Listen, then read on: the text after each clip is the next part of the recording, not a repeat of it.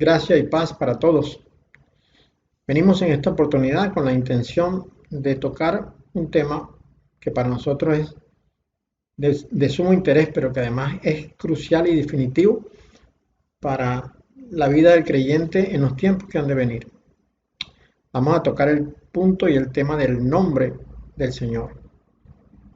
El nombre, dando a entender con esto que es la característica indispensable, el concepto fundamental, el prototipo del conocimiento básico y fundamental para la salvación que debemos tener nosotros. En estos momentos, ¿quién sabe qué será peor? Si desconocer cuál es el nombre verdadero del Señor o persistir en el error, llamándole de una manera inadecuada con un nombre falso. El nombre viene a ser el punto de quiebre en cuanto a principios doctrinales. Es el nombre la clave en cuanto a conocimiento se refiere para poder entender y discernir la verdad de la salvación.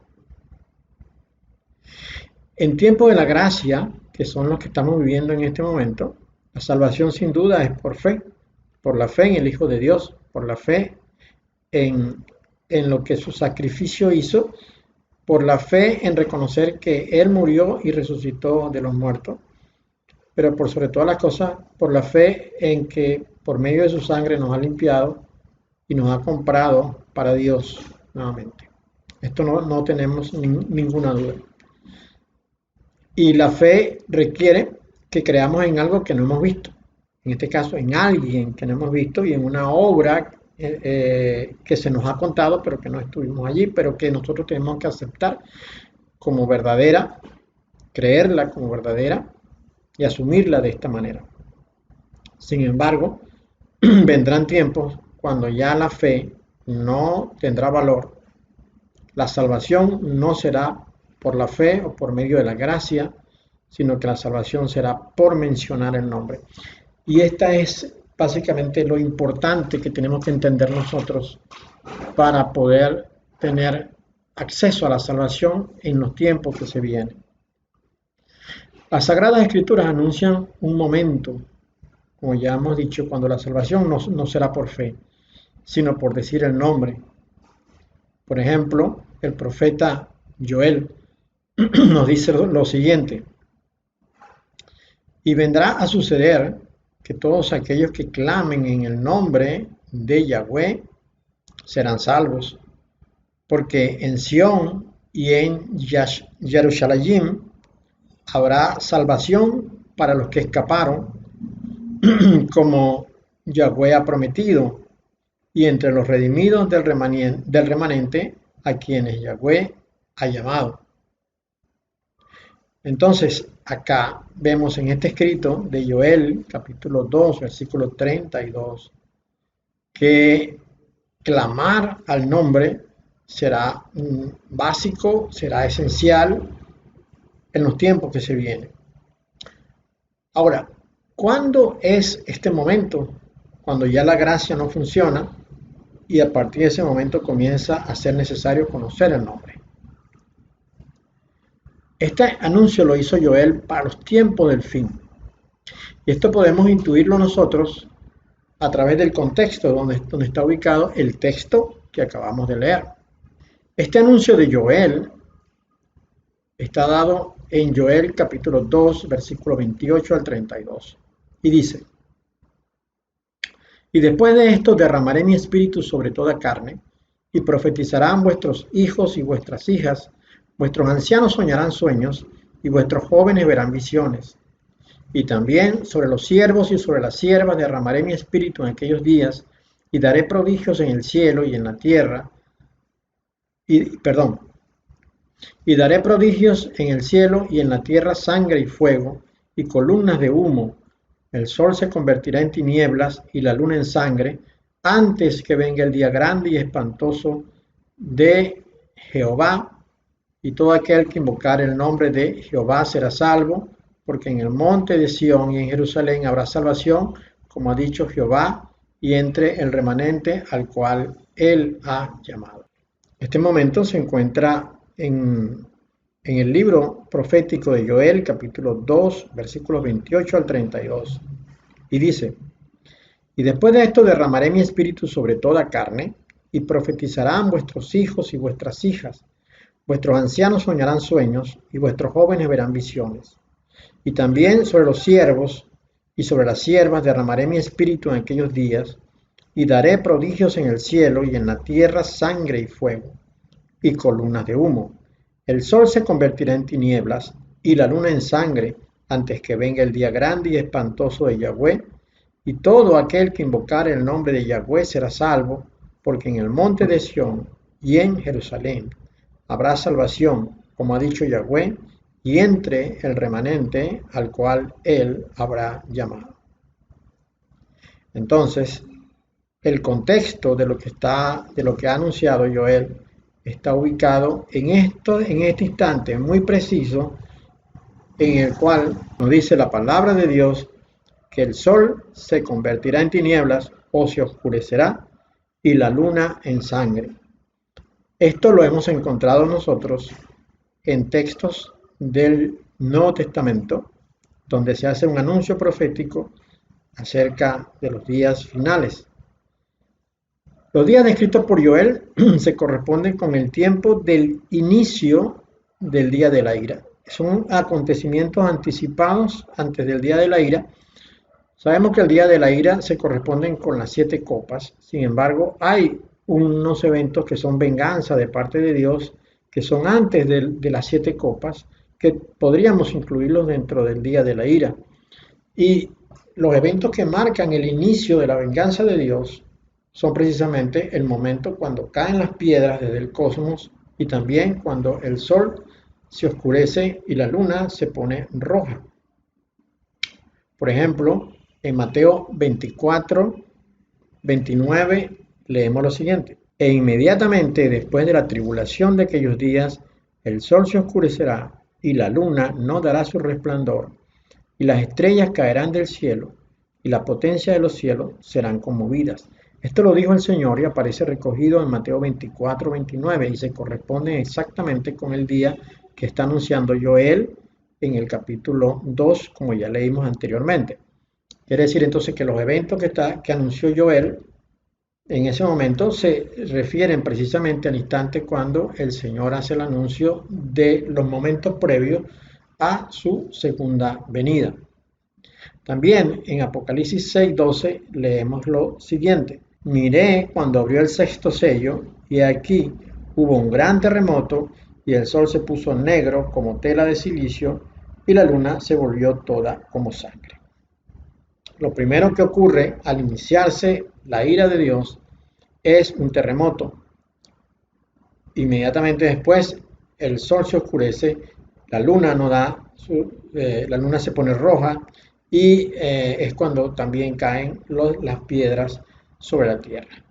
Quiere decir entonces que el momento cuando Joel nos está diciendo que será necesario clamar el nombre de Dios para poder ser salvo, es justamente el momento del inicio de la ira de Dios. ¿Por qué decimos que durante estos eventos ya no será válida la salvación por fe? Porque en ese momento la fe ya no será aplicable, porque en ese momento los cielos se han descubierto. Como dice Apocalipsis 6:14, veamos. Y el cielo se desvaneció como un pergamino que se enrolla, y todo monte y toda isla se removió de su lugar. En ese momento, en ese instante, cuando el sol se oscurece y la luna se pone roja, cuando hay aquel gran terremoto y cuando las piedras caen desde los cielos, en el momento en que están cayendo las piedras de los cielos, el cielo mismo se va como desintegrando, va desapareciendo. Y entonces todo lo que está detrás del cielo se puede mirar. Es como que hubiese un velo que no deja ver algo, que oscurece la visión de algo, pero de pronto ese velo es quitado, y cuando ese velo es quitado, nosotros podemos mirar lo que está detrás del velo. Cuando nosotros podamos mirar lo que está detrás del velo, todo el misterio que estaba oculto detrás del velo va a ser descubierto. Esto quiere decir que todo lo que nunca hemos podido ver durante miles de años, en ese momento podrá ser visto. Y lo que podrá ser visto en ese momento es al Padre, al Hijo, a los miles de millones de ángeles y podremos ver lo que está a la vista, pues en ese momento el tabernáculo de Dios y quizás podamos ver lo que en donde Dios está sentado y todo esto. Si usted puede ver algo, entonces ya la fe no es válida. En ese momento ya la fe no es válida. Ya se pierde la opción de ser salvo por gracia o de ser salvo por medio de la fe. Por eso Dios ha anunciado que en ese momento la salvación será por clamar al nombre, tal y como nos dijo el profeta Joel. Y vendrá a suceder que todos aquellos que clamen el nombre de Yahweh serán salvos. Si bien es cierto que Joel pareciera estar orientado, el discurso de Joel pareciera que estar orientado hacia el natural judío, el que nace en el pueblo de Israel. Otro que vino después de Joel, cientos de años después, que fue Pedro. Pedro hizo un discurso en donde mencionó las palabras de Joel. Y hay algo interesante en el discurso de Pedro, y es que el discurso de Pedro fue orientado o fue dado para todos los que en esa casa estaban sentados, es decir, todos los que estaban como a un auditorio dentro de la casa y estaban escuchando a Pedro. Y dentro de ese auditorio, como vamos a ver un poquito más adelante, no había solamente judíos. Ocurriendo en ese momento, cuando Pedro estaba hablando, ocurrieron hechos extraordinarios. Y esto aparece reflejado en los capítulos 1 y 2 del libro de los Hechos. Estos eventos extraordinarios fue que se estaba cumpliendo la promesa que el Señor le dio en Hechos 1:8 a los discípulos cuando le dijo, y recibiréis poder cuando haya venido sobre vosotros el Espíritu Santo. En ese momento estaban todos, hasta un grupo reunido en una casa, no dice en qué casa era, pero estaban reunidos en una casa, todos estaban sentados, y de pronto dice la palabra que vinieron lenguas como de fuego, y los que estaban allí comenzaron a hablar en lenguas, ¿verdad? Y entonces hubo un comportamiento extraordinario, diferente al habitual, por el efecto de lo que estaba produciendo el ser llenos del Espíritu Santo. Y entre los que estaban allí asistentes, aquel que estaban viendo aquello, pero que a ellos no les estaba llegando el poder del Espíritu, sino a otros, sino a los discípulos, ellos vieron aquello y pensaron que estaban borrachos los que estaban allí, ¿no? Entonces Pedro, tomando pues la voz, la palabra, dice: varones judíos y todos los que habitáis en Jerusalén, esto os sea notorio, y oíd mis palabras, porque estos no están ebrios como vosotros suponéis, puesto que es la hora tercera del día. Es decir, eran aproximadamente las 9 de la mañana. Y luego Pedro añade lo siguiente: en los postreros días, dice Dios, derramaré de mi espíritu sobre toda carne. El sol se convertirá en tinieblas y la luna en sangre, antes que venga el día del Señor grande y manifiesto. Y todo aquel, dice Pedro, que invocare el nombre del Señor, será salvo. O sea, Pedro está tomando las mismas palabras dadas por Joel y está dando a entender que lo que Joel anunció estaba ocurriendo justo en ese momento, y era lo que ellos estaban siendo testigos, todos los que estaban allí presentes. Bueno, estas palabras de Pedro no eran únicamente para los judíos, sino también para los gentiles, porque él dijo: varones judíos y todos los que habitáis en Jerusalén. El capítulo 2 del libro de los Hechos da testimonio que los que estaban allí venían de diferentes naciones, de muchas naciones alrededor de Israel.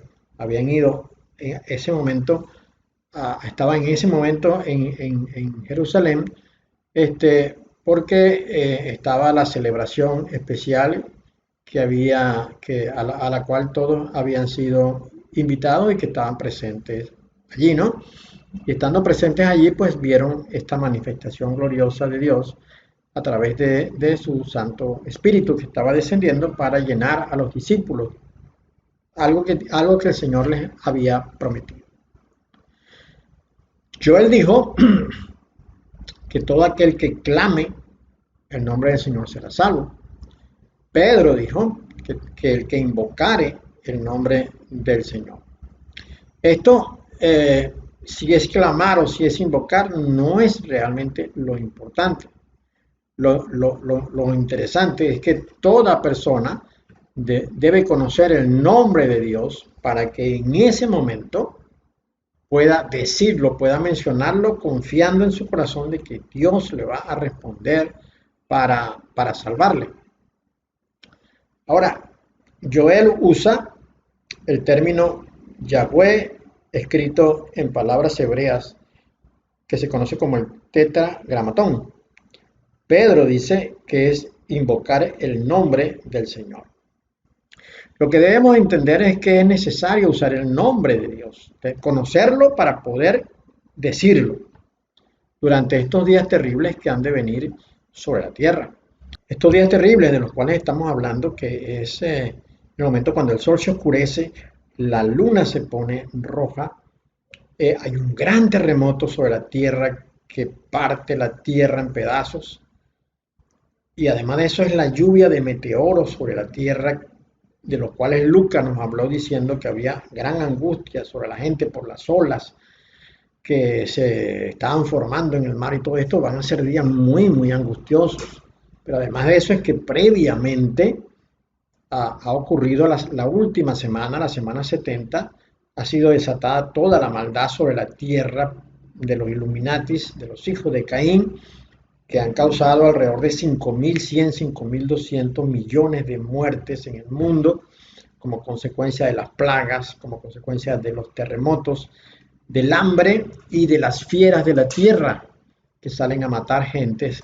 Todo eso ha venido pasando, y es en ese momento, en la parte culminante de la gran tribulación, cuando ocurre la matanza de miles de millones, cuando Dios decide enviar a su Hijo para levantar a su iglesia, para arrebatar a su iglesia y llevársela a los lugares celestiales. La iglesia va a estar en el momento de la caída de las piedras, en el momento de la oscuridad y en el momento de la luna roja, del gran terremoto, pero luego de eso la iglesia será levantada y llevada a los cielos, y entonces quedará la tierra supeditada a las 7 copas, las cuales ocurrirán solamente con los hijos de Caín acá en la tierra. Bueno, en ese instante terrible, en este panorama que le he pintado, es cuando dice la palabra de Dios que clamar al nombre del Señor va a ser necesario. Va a ser la única forma de ser salvado. Ahora bien, usar el nombre del Padre o del Hijo resulta en el mismo beneficio, por cuanto ambos nombres es exactamente lo mismo. El nombre del Padre es Yahweh, que como tetragramatón se pone YHWH. Y el nombre del Hijo es YHSH, que con las vocales añadidas se pronuncia probablemente Yahshua o Yeshua. Y ambos vienen a ser, ambos van a producir el mismo beneficio sobre quien clame. No incluimos las vocales en el nombre porque ellas no están en el original. Sabemos nosotros que el término YHWH significa yo soy el que soy. Y el nombre del Hijo es yo soy el que salva, o yo soy la salvación de Dios. Así que si nosotros clamamos por el nombre del Padre, o mejor aún por el nombre del Hijo, estaremos haciendo exactamente lo correcto, porque estaremos invocando la promesa que Dios dio a través de Joel en el momento en que sea justamente necesario. Ahora, ¿por qué debemos usar el nombre? La respuesta es simple y sencilla, es porque el nombre tiene promesa. El nombre del Hijo tiene promesa, el nombre del Padre también tiene promesa, pero Dios, entiendo yo, en este tiempo aprobará a todo aquel que llame al nombre del Hijo de la manera correcta. El nombre del Hijo tiene promesas que se basan en el nombre del Padre. Vamos a ver lo que dice, por ejemplo, Isaías 52:7. Cuán hermosos son sobre los montes de Israel los pies de aquel que trae buenas noticias, proclamando Shalom, paz, trayendo Besarot, es decir, buenas noticias, es decir, evangelismo de cosas, anunciando a Yahshua y diciendo a Sión, tu Elohim es Melech. Quiero hacer énfasis en que esta porción de la palabra la he tomado de las escrituras apartadas de la nación de Israel en restauración, con un contenido tanto de la Tanaj como del Brit renovado. Esta publicación lo que ha hecho es tomar de la Tanaj y del Nuevo Testamento, que es el Brit Hadashah, ha tomado la porción correspondiente, la ha restaurado, es decir, ha tomado los nombres verdaderos y ha sustituido los falsos, y además de eso, pues ha añadido palabras que para nuestra enseñanza son útiles y provechosas. Este mismo pasaje de Isaías 52:7, escrito por ejemplo según la Reina Valera 1960, dice: cuán hermosos son sobre los montes los pies del que trae alegres nuevas, del que anuncia la paz, del que trae nuevas del bien, del que publica salvación, del que dice a Sión, tu Dios reina. Vemos que la Reina Valera 1960, en la frase donde dice publica salvación, el mismo texto tomado de la restauración dice anunciando Yahshua. Quiere decir entonces que el término salvación es igual que Yahshua. Esto es así porque la salvación que Dios envía, la salvación que Dios manda, su nombre es Yahshua. La misma palabra en hebreo para salvación es la palabra Yahshua. El nombre Yahshua es anunciado como buenas nuevas, es decir, como evangelio, y significa la promesa de Dios de dar salvación a los hombres. Dios dijo que enviaría Yahshua desde los cielos, es decir, enviaría salvación, y esta salvación vino en la persona de su Hijo. Otro ejemplo podemos traer para comprobar el poder del nombre, y este está en el Salmo 3:8. Si usamos las escrituras apartadas de la nación de Israel en restauración, leemos que dice: de Yahweh viene la Yeshua, sobre tu pueblo es tu veracha, Selah. El mismo texto en revisión Reina Valera 1960 dice: la salvación es de Yahweh, sobre tu pueblo sea tu bendición. Acá podemos notar dos cosas. Primero, que el nombre del Padre que usa la Reina Valera 1960 es incorrecto, porque Jehová no es su nombre.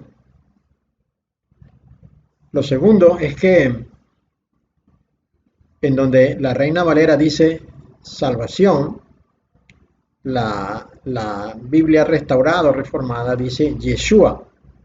Debemos entonces entender que los textos originales fueron cambiados y esto fue hecho con intención. El problema está en el nombre. En tiempo de la iglesia naciente, a los discípulos se les prohibió hablar en el nombre. Vamos a ver una porción histórica que está en el libro de los Hechos para poder entender esto. Pedro y Juan habían estado en Jerusalén y habían sanado a un cojo, a un lisiado, ¿verdad? Y ellos estaban en el pórtico de Salomón, seguramente estaban predicando la palabra. Entonces vinieron sobre ellos los sacerdotes con el jefe de la guardia del templo y los saduceos, resentidos de que Pedro y Juan enseñasen al pueblo y anunciasen en Yahshua la resurrección de entre los muertos. Entonces dice la palabra que les echaron manos, lo pusieron en la cárcel hasta el día siguiente, porque cuando los apresaron ya era tarde. Al día siguiente se reunieron en Jerusalén los gobernantes, los ancianos, los escribas y el sumo sacerdote Anás. También estaba Caifás y Juan Alejandro. Todos los que eran la familia de los sumos sacerdotes trajeron a Pedro y a Juan, poniéndolos en medio de todos ellos, le preguntaron: ¿con qué potestad o en qué nombre habéis hecho vosotros esto? Entonces Pedro tomó la palabra y dijo: este Yeshua es la piedra reprobada por vosotros los edificadores, la cual ha venido a ser cabeza del ángulo, y en ningún otro hay salvación, porque no hay otro nombre bajo el cielo dado a los hombres en que podamos ser salvos. Notemos que unos instantes antes le habían preguntado: ¿en qué nombre habéis hecho vosotros esto? Por ello Pedro responde: a este Yeshua. Pedro no pudo haber dicho a este Jesús, porque el término Jesús no significa salvación de Dios. Pedro dijo: a este Yeshua, que es equivalente para cualquier judío que sepa hablar hebreo o arameo a decir esta salvación de Dios. Por ello, seguidamente él dice: porque no hay otro nombre, es decir, no hay posibilidad de que pueda utilizarse otro nombre en el que podamos ser salvos. Así que si el nombre que nos da a nosotros la indicación de la salvación es Yeshua, no hay otro nombre en el que podamos ser salvos. En consecuencia, Jesús no es un nombre en el que podamos ser salvos, porque Jesús es un nombre diferente a Yeshua. Esto es básicamente lo que podemos entender de manera directa, precisa y clara de por qué no deberíamos usar el nombre de Jesús y si usar el nombre correcto de Yeshua. Ahora, nosotros sabemos que que Dios envió ángeles a hablar con los padres del niño, pues con María su madre y con José su padre adoptivo. Veamos este momento, a ver qué dicen las Escrituras. Gabriel fue enviado a hablar con María para anunciarle que en su vientre tendría al Hijo de Dios. Y según la Reina Valera 1960, dice: y ahora concebirás en tu vientre y darás a luz un hijo y llamarás su nombre Jesús.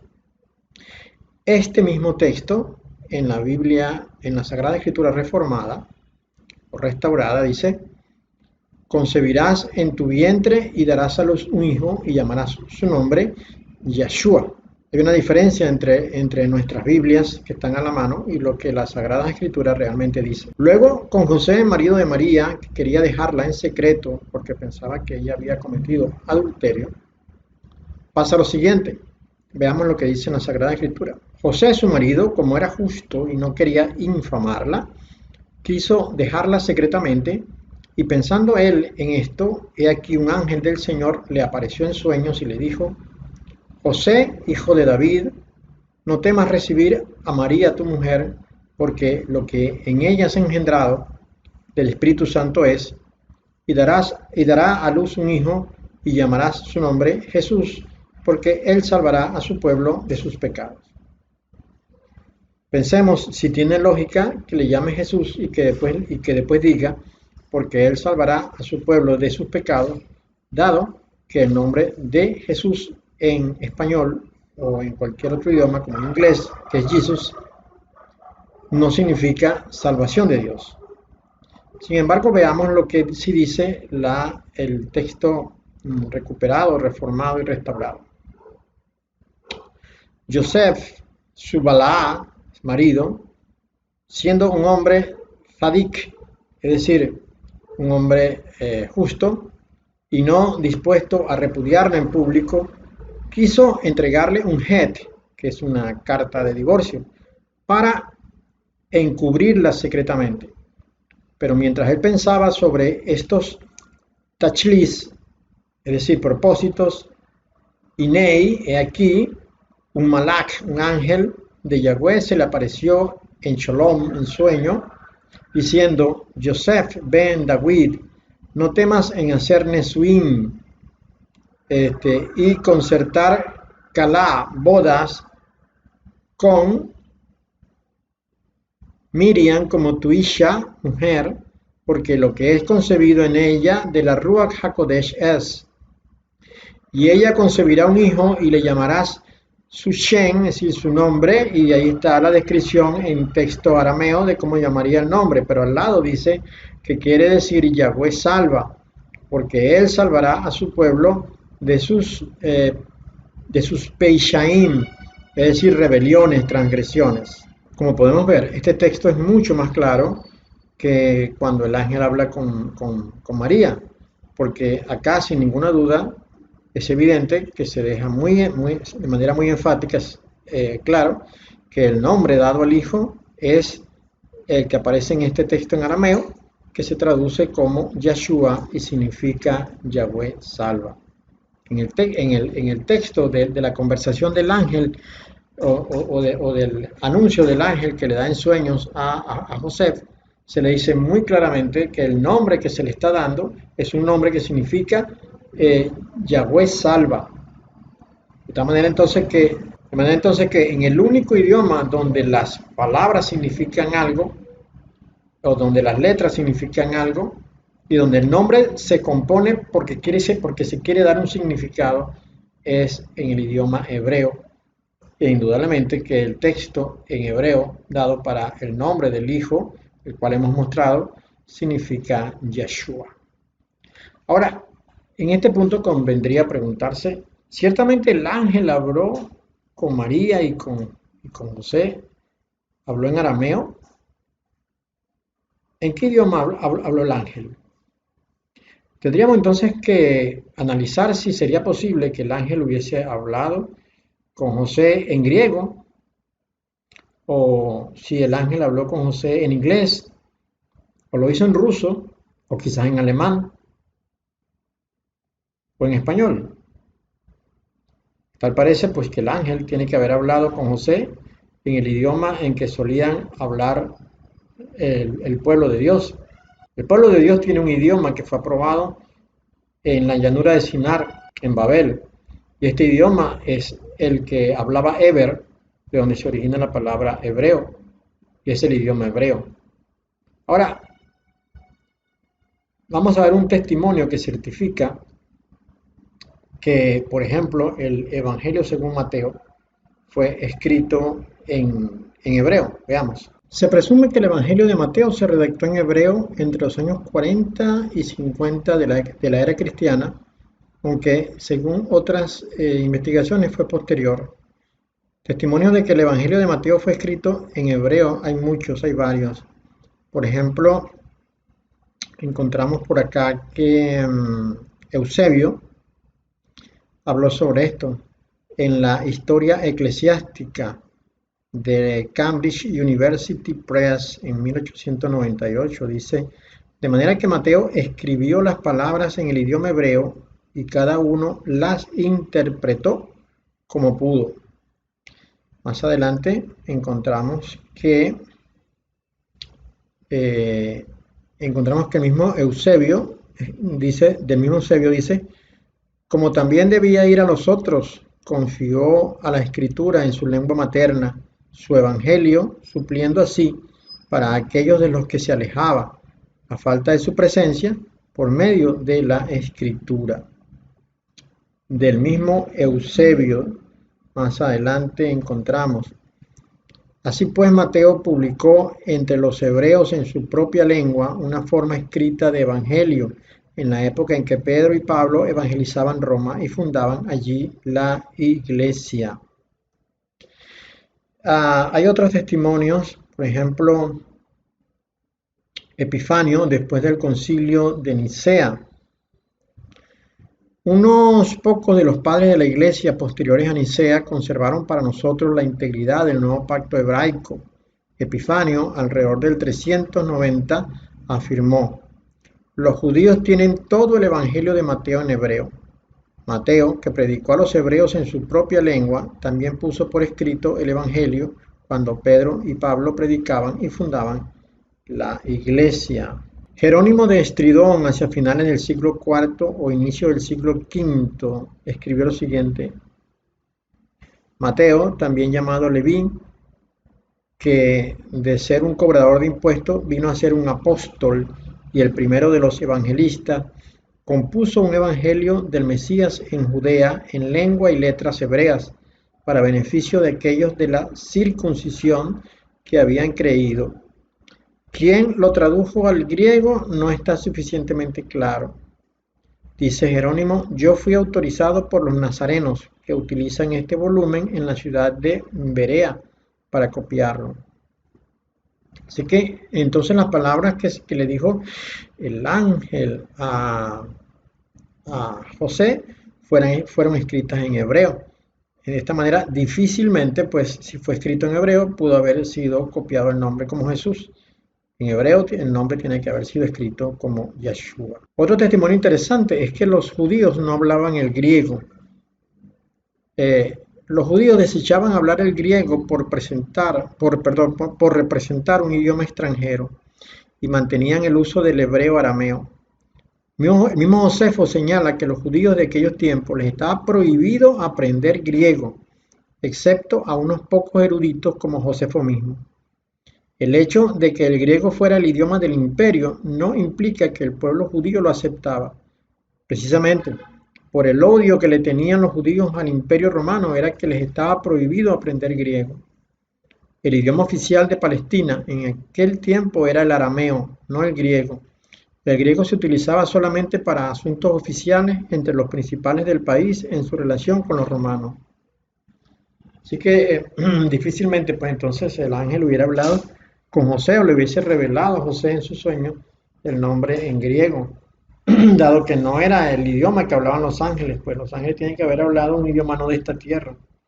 Y el único idioma aprobado por Dios era el hebreo, por cuanto fue el idioma que él aprobó para que se siguiera hablando durante los eventos que ocurrieron con la construcción de la torre de Babel.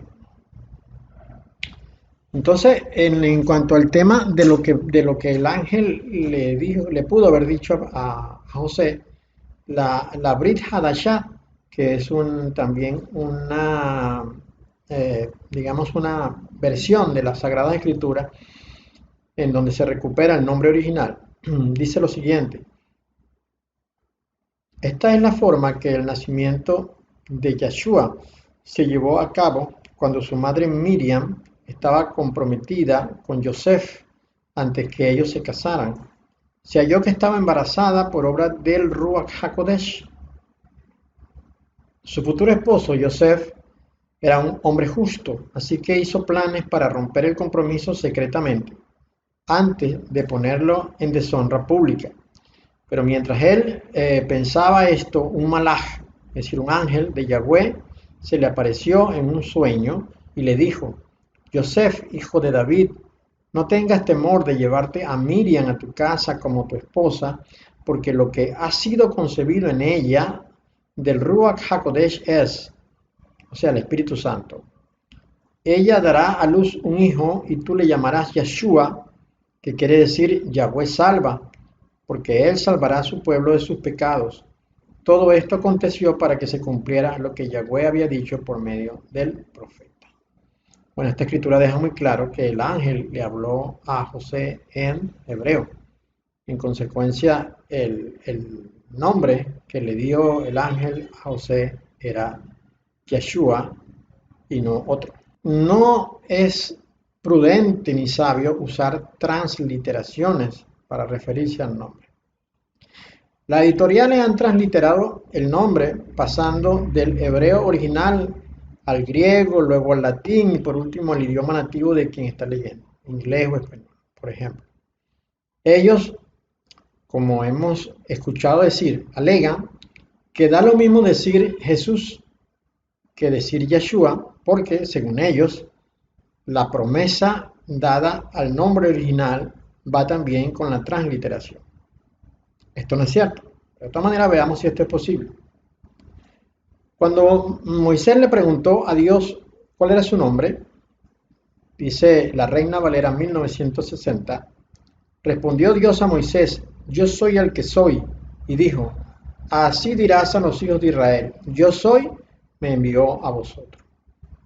Las escrituras restauradas dicen sobre este mismo pasaje: y la palabra de Elohim dijo a Moshe: Eye asher eye. Y añadió: aquí está lo que usted debe decir a los Benei Israel: Eye me ha enviado a ustedes. Es decir, Eye asher eye es yo soy el que soy. Y añadió lo que Moisés debía decir a los hijos de Israel, a los Benei Israel. Debería decir Eye, es decir, yo soy, me ha enviado a ustedes. Entonces, cuando Moisés le preguntó a Dios cuál era su nombre, Dios le contestó: yo soy el que soy. Escrito de esta manera en hebreo, o mejor dicho, interpretadas las letras escritas en hebreo de la siguiente manera. Según el Beacon Bible Commentary, esta expresión está en tiempo indefinido y puede traducirse igualmente en pasado, presente o futuro. La versión Septuaginta traduce esta expresión de esta manera: yo soy el ser, o yo soy el existente. Esta forma es el participio presente de eimi. Como este participio tiene artículo, se considera un participio sustantivo y se usa en posición atributiva. Por lo tanto, la Septuaginta tradujo la expresión hebrea eye, asher eye en tiempo presente, implicando así su existencia. Calvino comenta que el verbo en hebreo está en tiempo futuro. Yo seré lo que yo seré.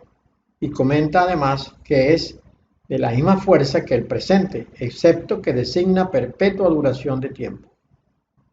Esto claramente concuerda con lo que afirma el Beacon Bible Commentary. Esta expresión, al igual que el tetragramatón, designa eternidad. Entonces, es interesante porque tenemos que interpretar lo que el término eye, asher eye, al mismo tiempo que el tetragramatón quieren significar. Tanto la expresión eye como YHWH provienen del verbo hayá, que significa ser o existir, según el comentario Strong. Según the Hebrew and Aramaic Lexicon of the Old Testament, el verbo hayá significa venir, pasar, existir, suceder, volverse, estar allí.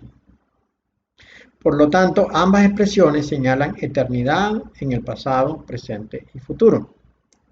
En consecuencia, tanto eye, asher eye como YHWH significan la existencia eterna de Dios, pasado, presente y futuro al mismo tiempo.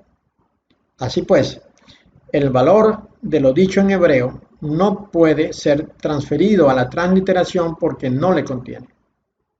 Lo que queremos decir es que Yahweh, que contiene las iniciales, lo que queremos decir es que Jehová, que contiene las iniciales JHB, no tiene la fuerza ni el germen de la sustancia de la verdad del tetragramatón, que se deriva de eye, asher, eye, el cual contiene la esencia de la autodefinición de Dios.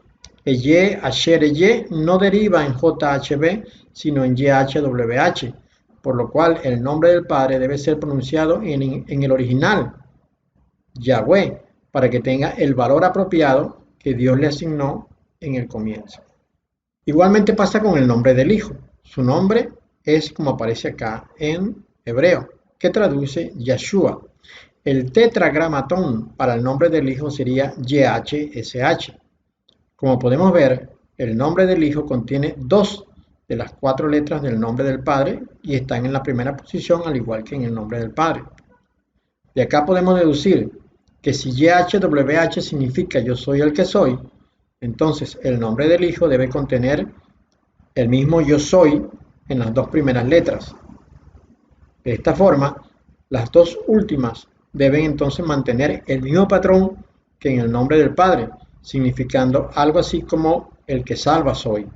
Es decir, YHSH debe significar yo soy el que salva, determinando de esta manera la letra H el correspondiente término de la salvación. Así pues, YHSH significaría yo soy quien salva. Habiendo entendido esto, la salvación de Dios solo podría coincidir con YHSH y no con JSS que corresponderían a las letras del nombre según Jesús. De esta forma, creo que hemos podido explicar de una manera corta y sencilla el valor que tiene utilizar el nombre correcto, tanto para el Padre como para el Hijo. En el tiempo del fin, Dios concederá salvación a aquel que clame al Padre por su nombre o por el nombre del Hijo. No bajo la forma transliterada en el idioma nativo del que está leyendo, sino como en el idioma correcto, en el original, donde tiene valor y esencia las letras que allí se usan. Esperamos que esto sea suficiente para todos nosotros poder entender que debemos usar el nombre en su forma original. Dios le bendiga.